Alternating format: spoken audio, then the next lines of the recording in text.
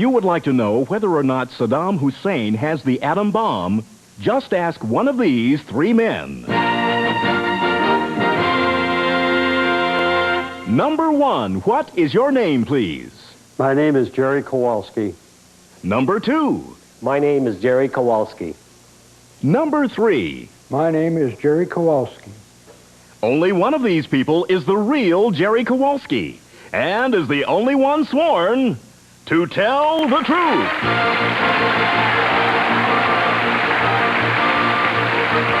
Now let's meet our panel. Actor and raconteur, Orson Bean. Actress and recording star, Gloria Loring. Film and television producer, David Niven Jr. And from a current affair columnist, Cindy Adams. Here's the surprise host of To Tell the Truth, producer Mark Goodson.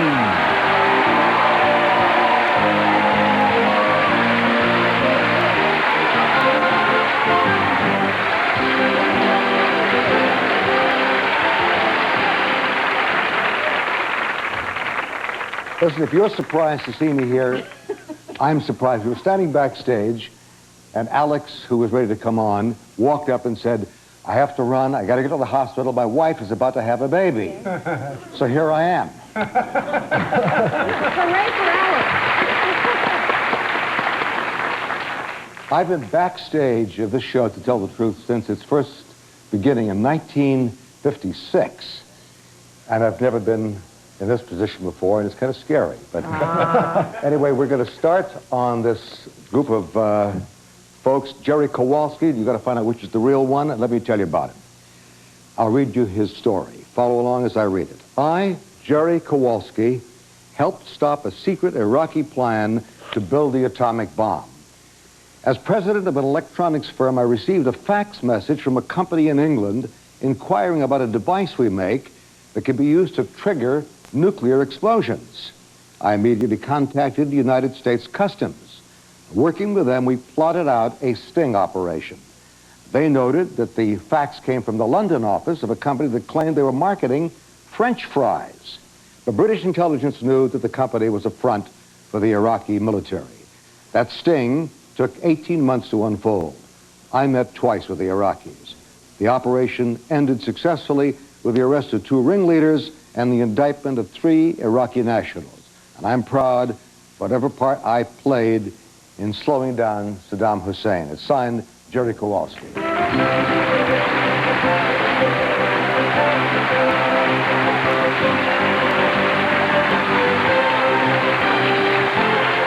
We're going to find out more about this businessman who became a real-life James Bond right after this. Okay, our panel, all these 3 gentlemen claim to be Jerry Kowalski, who manufactures parts for nuclear bombs. Let's start the questioning with Cindy Adams.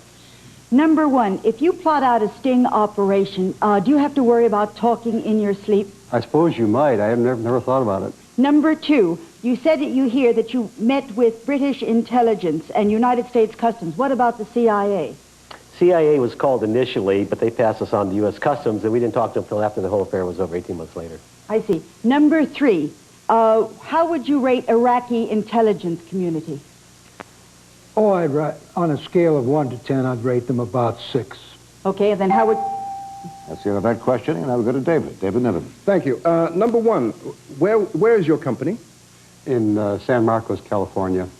Okay, and number two, what actually is this little trigger mechanism that's needed for nuclear explosions?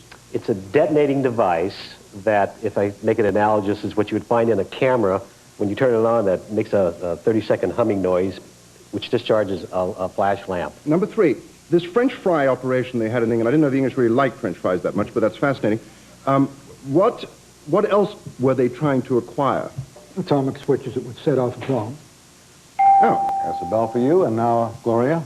Number three, what did you actually have to physically do as part of the sting? I physically had to go to London with another agent and set up a sting operation. Number two, where was this sting, this meeting taking place in London? It was at the Cavendish Hotel in London near Piccadilly, where we had the second meeting. Number one, how many Iraqis did you meet with at that time? 2 Iraqi nationals. And did you meet with anyone? Stopped you in the middle of a question, then we go to Orson at the end. Thank you, Mark. And I think you should fill in every time Alex has a baby. Okay. Okay. Number 3, whose law did the Iraqis break that they were arrested? Well, basically international law, because there are only certain companies that are allowed, countries that are allowed to purchase atomic devices. But number 1, you can't be arrested, I think, for breaking international law. Don't you have to break the law of a specific country? Was it England? Since the people were arrested in England, it was English law at that point, yes. Number 2. Time is up. Very good questioning. And I wouldn't know who in the world to pick from these 3, except that I already know the answer. In any case, it's now time to vote for number 1, or number 2, or number 3. Now, our team of challengers will receive $500 for each incorrect vote, with a guarantee of $1,000. And if the panel is full completely, the team gets $3,000. Panel, you all set with your votes? Cindy, let's start with you. Well, I don't know what a Kowalski should look like, but number 3 doesn't look like a Kowalski. Number 1 seemed to have had little beads of sweat on the top lip, which somebody who's going into a real sting operation ain't going to have.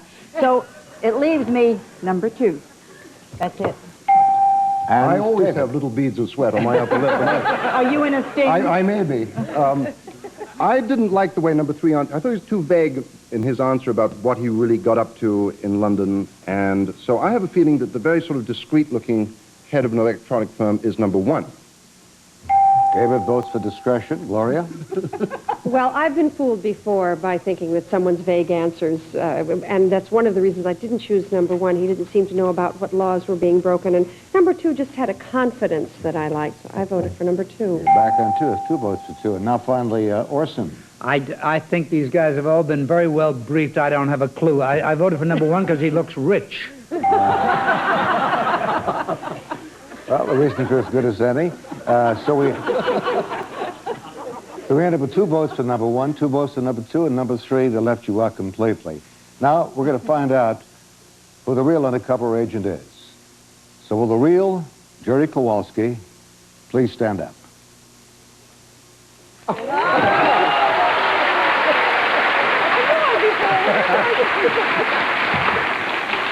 Number 2, you've got 2 votes. Will you tell us your name and who you are? My name is Gene DeVito, and I import lamps that for skin toning and blemish removing. Okay, well, know what's happening parts, right? And number 3, tell us about you. My name is Anthony Drake. I'm retired, and I like to paint seascapes. Well, there were 2 incorrect votes at $500 a vote, so your team will receive $1,000.